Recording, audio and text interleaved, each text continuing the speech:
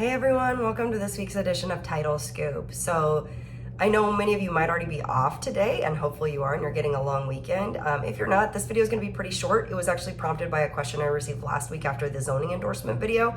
And as you might recall, we are still on our common commercial endorsement series. It's also going to be short because if you can't tell by my voice, I have been under the weather all week. We have been sharing all kinds of fun stuff at my house. So I'm going to keep it short today because I don't think I could do a long one. So just to review, we always have a survey exception on our commitment and policy, unless of course we receive a survey where we can remove the items. The purpose of title is to exclude any matters revealed not by a search of the public records, but only by an accurate survey. And for commercial deals, as we've discussed, we need an ALTA NSPS survey in order to do that. Now we keep the survey exception and we don't provide coverage, generally speaking, unless we receive that survey. And even when we receive the survey, we might add some exceptions, as you guys probably know and we've discussed in the past, is if there's detailed things on the survey that maybe we didn't find a public record, encroachments, things like that, we will put detailed exceptions on the commitment and the policy.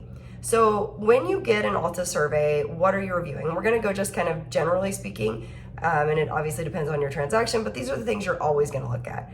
You wanna make sure you have the most current ALTA NSPS survey standards, so you wanna make sure that they actually are following that. If you don't know what that is, what those are, you can actually just Google it or just email me and I can send you a link.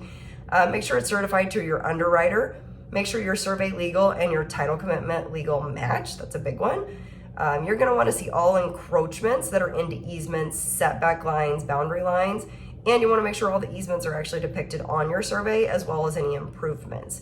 As we discussed last week, we would like to see zoning matters, and we really like when they have conformance, setbacks, parking, height, square footage, and signage, just because that allows us to do some things when we have endorsements.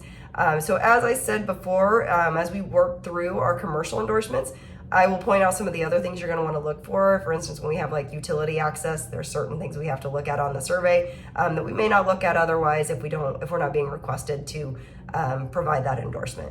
So with that, I'm going to call it a week. Like I said, it's going to be really short this week. I hope you guys all have a great holiday, and we will see you next week.